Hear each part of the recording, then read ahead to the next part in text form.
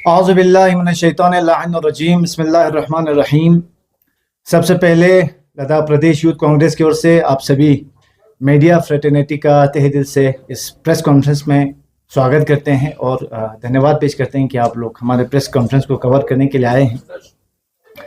मेरे साथ मेरे अजीज़ डिस्ट्रिक्ट यूथ कांग्रेस का प्रेसिडेंट का मंजूर साहब हैं, हमारे senior leader office incharge Shri Kaka Shah साहब हैं, हमारे जोनल प्रेसिडेंट संघ को कमर अब्बास साहब हैं, जोनल प्रेसिडेंट तेसरू सैयद अहमद साहब हैं, हमारे तेसरू के block general secretary Syed Jafar साहब हैं, हमारे लोचम के ब्लॉक प्रेसिडेंट ककाली साहब हैं और हमारे कुछ सीनियर मुअज़्ज़िज़ मेंबर हैं।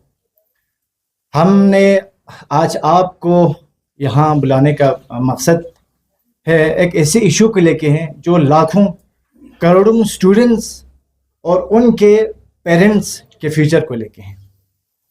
जैसे कि हम सब जानते हैं कि हमारे नौनिहाल काबिल तरीन स्टूडेंट्स दिन दुगनी रात चुगनी करके अपने माँ बाप के अपने सपने को पूरा करने के लिए ऐसे ऐसे पेरेंट्स भी हैं जो लोन लेके अपने बच्चों को पढ़ाते हैं ताकि वो अपने ड्रीम्स को पूरा कर सकें और बिल्कुल ईमानदारी के साथ पढ़ लिख के अपना उस कॉम्पिटिटिव एग्ज़ाम में वो हिस्सा लेते हैं और खुशी खुशी उसमें अपीयर होकर वापस आते हैं। जब वो ये सुनते हैं बात में कि आप जिस एग्ज़ाम आप दे के आए हो उसका पेपर लीक हुआ है, तो उस स्टूडेंट के ऊपर क्या बीतेगा। जैसे कि आप सब जानते हैं, रिसेंटली इंडिया का one of the toughest exam जिसमें 22 लाख स्टूडेंट ने एग्ज़ाम में अपीयर हुए थे, नीट का इतना बड़ा एग्ज़ाम जिसका पेपर लीक हुआ। सिर्फ एक लीकेज की बात नहीं है, ये करोड़ों लाखों स्टूडेंट के फ्यूचर के साथ दोगलापंती, बहुत बड़ा धोखा और उनके फ्यूचर के साथ खिलवाड़ हुआ है। अजीज़ों, किसी भी देश को आगे लेके जाने के लिए उसके बुनियादी एजुकेशन सिस्टम है जिसके थ्रू पढ़ लिख के वो अपने इकोनॉमिक फील्ड में, डिफेंस लाइन में, हर फील्ड में वो आगे जाते हैं। लेकिन जब उस एजुकेशन सिस्टम के ऊपर ये उंगली उठना शुरू हो जाए तो हमारे बच्चे कहाँ जाएंगे, किससे पूछेंगे और पढ़ेंगे क्या। इसी मुद्दे को नज़र में रखते हुए हमारे मुअज़्ज़िज़ लीडर जनाब राहुल गांधी जी ने कोटा से, आप सभी ने देखा होगा, एक इनिशिएटिव, एक कैंपेन चलाया था छात्रों की गूंज, जो कि इस वो प्रेस कॉन्फ्रेंस के वसादत से हम आज यहाँ डिस्ट्रिक्ट कारगिल में लॉन्च करने जा रहे हैं। और इंशाअल्लाह कल यहाँ जोजिला रेजिडेंसी होटल ब्यामथा में एक बहुत बड़ा एक सेमिनार डिस्ट्रिक्ट यूथ कांग्रेस की ओर से आयोजित किया गया है और आपके मीडिया के वसादत से हम उन सभी अजीज़ स्टूडेंट्स को, सिंसियर स्टूडेंट्स को इनवाइट करते हैं कि आप उस होटल में आइए। हमने कुछ स्कॉलर्स को भी इनवाइट किए हैं। हम सब मिल के आपके स्टूडेंट्स को जानने की कोशिश करेंगे, हम आपकी इंशाल्लाह इश्यूज़ को आगे पहुंचाने की कोशिश करेंगे और हम एक सिस्टमेटिक तरीके से हम आगे कैसे बढ़ सकते हैं, इन सब के ऊपर अच्छे से विस्तार से और इस इनिशिएटिव के बारे में अच्छे से विस्तार से बात करने के लिए मैं गुजारिश करता हूं मेरे अजीज़ डिस्ट्रिक्ट प्रेसिडेंट का मंजूर साहब से कि आप इस प्रोग्राम के बारे में डिटेल से बताएंगे। आज इस प्रेस कॉन्फ्रेंस को कवर करने के लिए आए हुए सारे मीडिया हजरात का शुक्रगुजार हूँ कि आप हमारे इस प्रोग्राम को कवर करने के लिए इधर आए। मैं साथ ही साथ अपने सीनियर पार्टी के लीडर्स जो यहाँ पे मौजूद है और हमारे युवा डिफरेंट रीजन से यहाँ पे है, उन सब का भी शुक्रिया अदा करता हूँ। ज़्यादा टाइम मैं नहीं लूँगा। आप लोगों को खादिम भाई ने बताया कि छात्रों की गूंज जो कैंपेन राहुल गांधी जी ने कोटा से जो शुरू की है, जिसका मेन मकसद एजुकेशन सिस्टम को किस तरीके से हम रिफॉर्म ला सकते हैं, उसमें हम सारे बच्चों से, सारे स्टूडेंट से, सारे एजुकेशनलिस्ट और एक्सपर्ट से हम उनकी राय मशवरा जानना चाहते हैं कि हम किस तरीके से इस सिस्टम को बेहतर कर सकते हैं। ये जो प्रोग्राम करने का मकसद है, आप लोगों को पता है कि नेशनल टेस्टिंग एजेंसी 3 मई 2026 को डिसाइड करती है कि नीट यूजी के एग्ज़ाम को वो कैंसिल कर रहे हैं, क्योंकि उसमें पेपर लीक का जो मुद्दा जो है वो सामने आया, जिसके अवस में दो भाई राजस्थान रामगढ़ से, जिनके नाम दिनेश एंड मंगीलाल बिवाल है, जिनको इस इन्वेस्टिगेशन में पकड़ा जाता है, जिन्होंने गुरुग्राम से एक डॉक्टर से 30 लाख में नीट के पेपर को अप्रैल 26 को चुराते हैं या उनसे लेते हैं और उसको राजस्थान के कोने कोने तक इस पेपर को पहुंचाते हैं, जिसकी वजह से बहुत सारे स्टूडेंट्स के एस्पायरेशन 22 लाख स्टूडेंट्स इससे प्रभावित हुए। आप लोगों को पता है ये पेपर लीक हुआ, कैंसिल हुआ और एनटीए ने फिर से इस एग्जामिनेशन को री किया। और जब इंडिया टुडे रिपोर्ट के हिसाब से ये जो दो भाई का नाम आता है तो उनके तार इतने तक हमें सुनने को मिलता है कि भारतीय जनता युवा मोर्चा के बराबर इनके तार जुड़े हुए थे। तो इन सब मुद्दों को जब हम देखते हैं और इस पेपर लीक के मुद्दे पे जब ये इतना हाइप पकड़ते हैं और बहुत सारे पेरेंट्स, स्टूडेंट्स लाखों की करोड़ों की संख्या पे हिंदुस्तान के रोडों पे उतरकर अपनी बातें रखने की कोशिश करते हैं, तो हमारे एजुकेशन मिनिस्टर जो आज बैठे हैं धर्मेंद्र प्रधान, वो इन बच्चों को, इन स्टूडेंट्स को, इनके माँ बाप को देशद्रोही तक करार देते हैं, आतंकवाद कहते हैं, टुकड़े टुकड़े गैंग के हिस्से कहते हैं। तो हम ये जानना चाहते हैं कि पेपर लीक के मुद्दे के ऊपर बोलना, वो बच्चे, वो मिडिल क्लास फैमिलीज, वो गरीबों के बच्चे जिन्होंने अपने बच्चों की इस सपने को पूरा करने के लिए इस एजुकेशन सिस्टम पर भरोसा करके, नेशनल टेस्टिंग एजेंसी जैसे ऑर्गेनाइजेशन पे भरोसा करके अपने बच्चों के फ्यूचर को दांव पे डाला, तो इस तरीके का रिजल्ट, इस तरीके का पेपर लीक साल ब साल हमें देखने को मिलता है।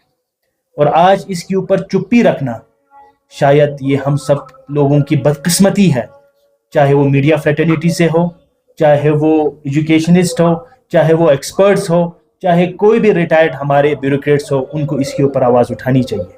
अब हम आपको विस्तार से बताते हैं कि इसमें की पॉइंट्स क्या है कि इस 10 साल की सरकार में, भाजपा की सरकार में किस तरीके से बच्चों के साथ छल कर रहे हैं, किस तरीके से एजुकेशन सिस्टम के साथ ये खेल रहे हैं। आप लोगों को मैं बता दूं कि 89 पेपर्स लीक हुए हैं 10 साल में, तो इसमें से 48 एग्जामिनेशन री हुए हैं, बाकी हुए ही नहीं है इस सरकार में।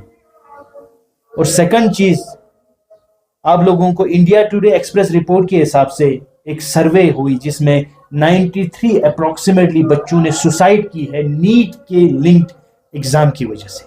इतना प्रेशर उन बच्चों पे है, और जिसमें 2025 सबसे ज्यादा बच्चों ने सुसाइड की, और अभी मोर देन 14 बच्चों ने इस साल की पेपर लीक के बाद सुसाइड की।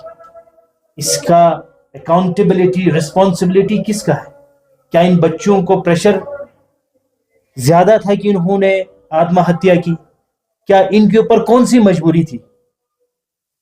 मैं सीधा सीधा इस पूरे सुसाइड का जो रिस्पॉन्सिबल है वो सरकार को मानता हूँ, हमारे एजुकेशन सिस्टम को मानता हूँ कि उन्होंने बच्चों को इतना तंग किया बार बार पेपर लीक करा के, कि वो उन बच्चों के लेटर्स आपने मीडिया में सर्कुलेट होते देखे होंगे कि वो अपने माँ बाप से माफी मांग रहे थे कि हमने सब कुछ खो दिया, हमने आपके हर एक ड्रीम को हमने खो दिया।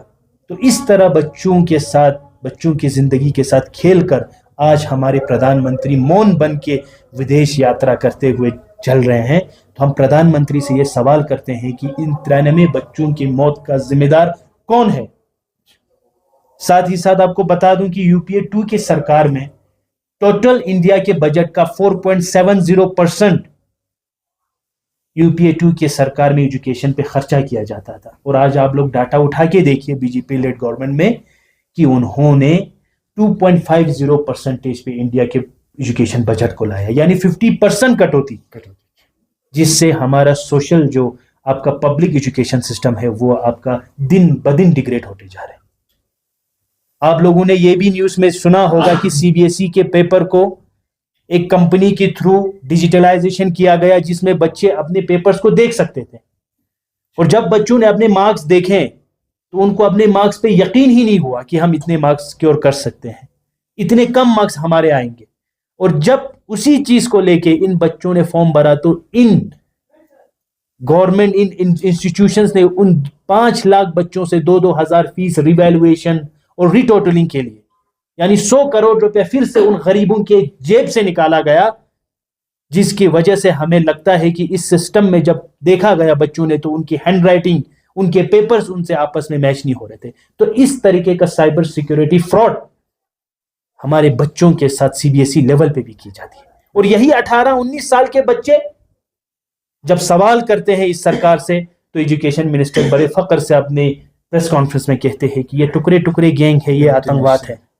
यानी सवाल करना इस सरकार के साथ आतंकवाद से जुड़ाया जाता है। साथ ही साथ इस पेपर लीक में नीट के 20 लाख स्टूडेंट्स सफर किए, 22 लाख स्टूडेंट जो है इसमें सफर हुआ। तो मैं चाहता हूं कि 2-2.5 साल की उनकी मेहनत, अनथक मेहनत, इन सब का आप अकाउंटेबल सरकार खुद को कब बनाएगी, कब अपने मिनिस्टर को आप रिजाइन कराएगी। और साथ ही साथ आप लोगों को मैं बता दूं कि पिछले इंडियन एक्सप्रेस की एक रिपोर्ट है जिसमें 41 रिक्रूटमेंट एग्जामिनेशन जो है 15 स्टेट्स में लीक हुआ है, जिसमें 1,40,00,000 बच्चों ने फॉर्म भरे। कितने पोस्ट के लिए आप लोगों को पता है? 1,04,000 पोस्ट के लिए, वो भी 15 स्टेट्स में पेपर लीक होते जा रहे हैं। तो हम क्या चाहते हैं इस प्रेस कॉन्फ्रेंस के थ्रू इस सरकार से? हम ये मांग करते हैं इस सरकार से कि आप एजुकेशन मिनिस्टर धर्मेंद्र प्रधान का इस्तीफा ले लें किसी भी तरह, उनको उस पोस्ट पे रहने की कोई हक नहीं है। साथ ही साथ जितने भी जो बच्चे इस एग्जाम से सफर हुए इसको आप कंपनसेट करें। थर्डली, एक ज्वाइंट पार्लियामेंट्री कमेटी बनी जाए जिसमें सारे पॉलिटिकल पार्टीज के लीडर्स हो। एक ऐसी कमेटी हो जो इन कल्प्रिट्स को ढूंढ कर उनके अंजाम तक पहुंचाए, उनको सजा दे कानून के तहत।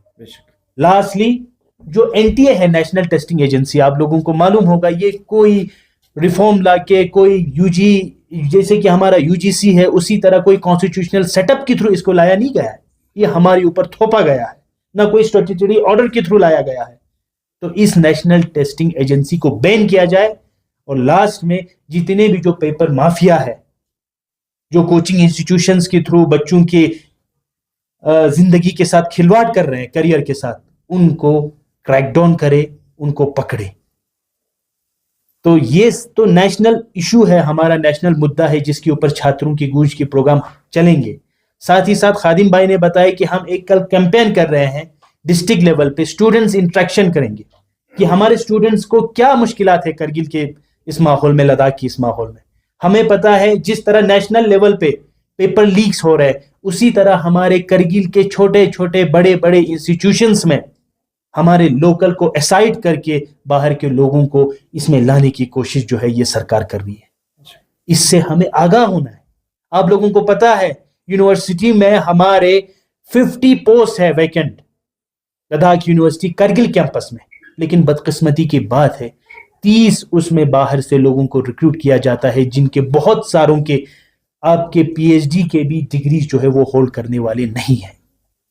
मुश्किल से 20 जो स्कॉलर्स है वो कारगिल से रिक्रूट किया जाता है, 30 जो है बाहर से इंडेक्ट किया जाता है। और ये सवाल जब आप मीडिया वाले चांसलर से पूछते हैं तो बोलते हैं कि यूनिवर्सिटी इज यूनिवर्सल। तो आपने अपनी सिंडिकेट मीटिंग में 85% जो हमारा 2025 का जो हमारा रिक्रूटमेंट पॉलिसी था, जिसमें हमारे डोमिसाइल को लागू करके 85% शेयर लोकल को देने का बात किया, तो यूनिवर्सिटी हम भी मानते यूनिवर्सल है, लेकिन 85% में 15% तो बाहर से हैं। आज तो मोर देन 60% जो है वो बाहर से हैं और लोकल के स्कॉलर्स को यहाँ पे कोई भी पूछने वाला नहीं है। साथ ही साथ आउटसोर्सिंग में ऐसे ऐसे रूल्स रखे जाते हैं बच्चों को हटाने के लिए, अपने यार दोस्त के बच्चों को लगाने के लिए।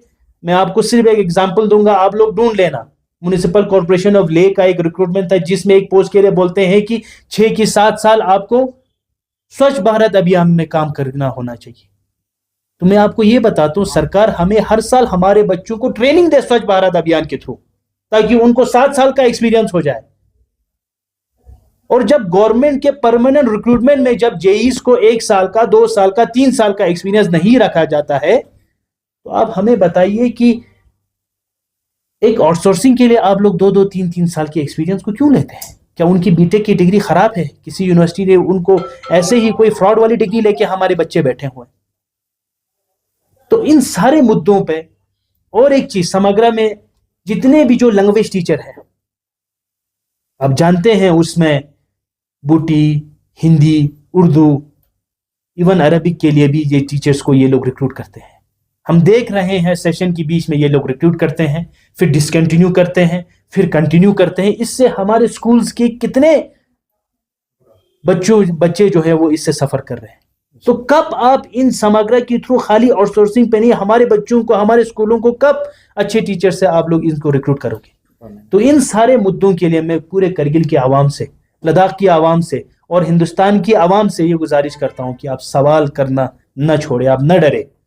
इस सरकार से सवाल करना कोई देशद्रोह नहीं है, कोई टुकड़े टुकड़े गैंग का हिस्सा हम नहीं है, लेकिन हम अपने लोगों का हक मांगते हैं इस सरकार से। जो हमारा हक है हमारे इंस्टीट्यूशन पे और हमारे एजुकेशन सिस्टम किस तरह से बेहतर हो सकते हैं, इस पे हम सब लोगों को सोचने की जरूरत है। इसके लिए मैं पूरे करगिल के स्टूडेंट फ्रेटर्निटी से, खासकर मीडिया वाले से मैं गुजारिश करता हूं कि कल आप हमारे प्रोग्राम में आए, उसको कवरेज करें। वो एक पॉलिटिकल प्रोग्राम नहीं होगा। जिस तरह से हमारे राहुल गांधी जी हर मोड़ पे ये कह रहे हैं कि मैं कोई पॉलिटिकल बयान देने के लिए इधर नहीं आया हूं, लेकिन मैं इस संविधान को बचाने के लिए, इस कॉन्स्टिट्यूशन को बचाने के लिए इस मंच पे आया हूं, तो उसी नजरिए के साथ और उसी लड़ाई को आगे लीड करते हुए हम भी उस लड़ाई का हिस्सा बनना चाहते हैं और उसी मिशन को आगे बढ़ाते हुए कल हम स्टूडेंट फ्रेटर्निटी से मिल रहे हैं, स्कॉलर फोरम से मिल रहा है। कोई भी इंटरेस्टेड हो अपने ख्यालात हमसे शेयर करे ताकि हम आपके ख्यालात को आगे पहुंचा सके। Thank you so much. जिस तरह आपने स्टूडेंट कैंपेन को लेकर आपने बात की, इंडिया लेवल पे तो नहीं, मैं लद्दाख स्टूडेंट लेवल को लेकर कुछ एक दो सवाल आपने आपसे करना चाहता हूं कि स्टूडेंट के जो इश्यूज रिसीव हुए हैं उनमें सबसे बड़ी प्रॉब्लम क्या आ रहे हैं या कौन सा आ रहा है? साथ ही साथ क्या डिस्ट्रिक्ट यूथ कांग्रेस ने इश्यूज को कोई रिटन रिपोर्ट या मेमोरेंडम की शक्ल में कुछ आप लोगों ने तैयार किया, और लास्ट इन डिमांड्स को किस अथॉरिटी यानी कि LHDC काउंसिल, UT एडमिनिस्ट्रेशन या सेंट्रल गवर्नमेंट के साथ आप लोग इन इश्यूज को उठाएंगे? देखिए खालू साहब, मैं आपको एक विस्तार से एक चीज बताना चाहता हूँ। सबसे पहले हम इस सरकार से पहले देखते थे कि करगिल और लद्दाख में बहुत सारे ऑर्गेनाइजेशन थे जो इन बातों को बहुत अच्छे से उठाते थे। कोई ज़रूरत नहीं था किसी पॉलिटिकल पार्टी को आके बोलने के लिए। एम्प्लॉयमेंट फोरम अलग से था, स्कॉलर फोरम अलग से थे, लेकिन इस सरकार की इस टेक की वजह से शायद बच्चों को ये फियर है कि वो अपनी बातें आगे रख नहीं सकते। जो आउटसोर्सिंग का मुद्दा है, जो यूनिवर्सिटी का मुद्दा है, जो अनएम्प्लॉयमेंट का मुद्दा है, और इवन जो हॉस्टल की फीस को हमारी इस लोकल सरकार भी जो हाइक करके पिछले साल से बैठी हुई है, जम्मू के जो हॉस्टल्स है, तो इन सब पे हमने प्रेस कॉन्फ्रेंसेस किए हैं, स्टूडेंट्स के साथ बात किए हैं। इसके बगैर जो हमारी यूनिवर्सिटी में आपको पता है कि जो पोस्टों को खाने का जो सिस्टम एक बनाया हुआ था, जिसके ऊपर अभी हमें सुनने में आया कि एक्शन हो के वो ठीक हुआ है, और साथ ही साथ अभी जो यूनिवर्सिटी में जो रिक्रूटमेंट की इसको जो फर्दर टिल ऑर्डर करके एक नोटिस निकाल के बोला है कि इनको अभी कंटिन्यू करेंगे, वो फर्दर टिल नोटिस पता नहीं कौन से डेट का है, VC साहब कब देंगे, इस पे भी कोई बात नहीं करी। इन सभी बातों को हम आज ये कहना चाहते हैं कि हमसे ज्यादा स्टूडेंट यूनियन इसको रखना चाहिए था, क्योंकि ये उनके मुद्दे हैं। हमें तो जब तक इनपुट कहीं आगे से आता नहीं है या फिर हम इधर से कोशिश करके किसी के पास जाते नहीं है, तो तब तक कोई बात हम तक पहुंचती ही नहीं है। तो हम ये स्टूडेंट से ही जानना चाहते हैं, इसीलिए तो कल का प्रोग्राम हम इसलिए रख रहे हैं। और साथ ही साथ आपने बताया कि आपने किस मुद्दों पे बात की है। हम हर जगह हर मुद्दों पे बात कर रहे हैं, और हर जगह जहां प्रेस कॉन्फ्रेंसेस करनी चाहिए वहां पे कर रहे हैं। मीडिया के आप लोगों के थ्रू हम सरकार तक पहुंचाने की कोशिश कर रहे हैं, और इवन जितने भी जो समग्र टीचर्स के साथ है उनके साथ जगह जगह जाके उनके कोई भी इश्यूज हो उनके साथ अगर कोई खड़ा है तो वो यूथ कांग्रेस ही खड़ा है। सर, नीट पेपर लीक को लेके कांग्रेस पार्टी करगिल की तरफ से कोई अभी तक बयान सामने नहीं आया, ना कोई एहतजाज या इस तरह से कोई प्रेस नोट देखने को नहीं मिला। तो आपको नहीं लगता कि आप पार्टी का भी फर्ज बनता है कि जब बड़ा कुछ स्कैम होता है तो इसके ऊपर बोले? मुर्शद साहब, आप इस प्रेस कॉन्फ्रेंस में देख सकते हो, ये प्रेस कॉन्फ्रेंस गैदरिंग जो है वो सीनियर और जूनियर दोनों का है, लेकिन ये यूथ के मुद्दे हैं। और आज अगर हम यूथ को इस चीज़ से बाखबर कर सकते हैं तो वो हमारे एल्डर से ज़्यादा हम यूथ इस चीज़ में हम घुस के उनके साथ ये बातें कर सकते हैं। तो इसीलिए अब ये जान सकते हैं कि जो प्रोग्राम छात्रों की गूंज प्रोग्राम जो लॉन्च किया है कोटा से और जो अगस्त में ख़त्म हो रहा है दिल्ली में, तो 4-5 स्टेट्स में ये चीज़ हो रहा है। तो हम इसी प्रोग्राम के थ्रू हम अपने नीड्स के पेपर लीक्स का और जो भी हमारे लोकल इश्यूज पे कोई भी वो चीज़ या कोई भी अनसर्टेनिटीज हमारे स्टूडेंट्स के साथ हो रहे हैं, तो उन्हीं चीज़ों को लेने के लिए हम पूरे पार्टी की तरफ से आपको देखने को भी मिलेगा, हमारे सीनियर्स भी होंगे, जूनियर्स भी होंगे, और सब मिल के इसके ऊपर हम काम कर रहे हैं। ज़रूरी नहीं है कि आपको कोई डीसीसी का प्रेसिडेंट आके ये प्रेस कॉन्फ्रेंस दे या आईओआईसी का, we are all in the same umbrella. तो हम इसी के साथ ही अपनी बात को रखना चाहते हैं कि ये पार्टी का ही फैसला है और इसको लीड जो है वो हमारे अध्यक्ष ने और हमारे पार्टी के एल्डर्स ने हम यूथ को दिया है, तो हम इसको बखूबी आगे निभाने की कोशिश करेंगे। सर, रिपब्लिक किस तरह माने कि ये सिर्फ पॉलिटिकल कैंपेन अवेयरनेस नहीं है, बल्कि ये स्पेशली फॉर देखिए सर, आज इंडिया के मीडिया में हर चीज़ मौजूद है। क्या नीट का पेपर लीक नहीं हुआ है, या फिर ये खाली कांग्रेस एक बात कह रही है? क्या आप धर्मेंद्र प्रधान का इस्तीफा खाली हम मांग रहे हैं? क्या सीजीपी का प्रोटेस्ट आप सोना मांचू की क़यादत में और दिल्ली जंतर मंतर पे आप लोग नहीं देख रहे? क्या हमें सीबीएसई का जो अभी पेपर जो इनका जो रिवैल्यूएशन का जो सिस्टम था, क्या उसमें बच्चों से 2000 रुपये नहीं लिया? हम तो आपको पूरा डाटे के साथ बता रहे हैं, अपनी जबान से तो कुछ भी नहीं बता रहे। तो इन बातों पे अगर गूंगी बन के अगर हमारी आवाम भी रहना चाहती है, तो उसको तो हम उठाने का और उनको खाली शिक्षित करने का ही काम कर सकते हैं। तो ये कोई पॉलिटिकल एज है? हाँ, पॉलिटिकल है, क्योंकि पॉलिटिक्स हमेशा कहा जाता है politics is not a dirty game, but the player which play that game they are dirty. तो आज हम जानते हैं कि जो प्लेयर है वो धर्मेंद्र प्रधान है, जो एनटीए के जितने भी जो चीफ्स है वो है, जो एजुकेशन सिस्टम में जो पेपर माफिया है, जो पॉलिटिकल पार्टीज के साथ इन पेपर्स को लीक कर रहे हैं, तो उनके खिलाफ है। तो इनको ये पॉलिटिक्स कोई पॉलिटिक्स खेलने का नहीं है जब हम अपोजिशन में बैठ के इन मुद्दों को आगे नहीं लाएंगे। क्या करगिल के स्कॉलर्स के साथ ये नाइंसाफी नहीं हो रही कि यूनिवर्सिटी में मैक्सिमम जो है वो बाहर के लोग हैं, और इनके सिंडिकेट मीटिंग होने के बावजूद, जो यूनिवर्सिटी के वेबसाइट पे है, होने के बावजूद इनको रिक्रूट नहीं किया जाता। 85% हमारा जो एमएचए के साथ मीटिंग होके जो हमारी शर्त होके आई थी, उन पे क्यों रिक्रूटमेंट नहीं हो रहा? तो ये बातें तो आप आवाम के सामने हैं।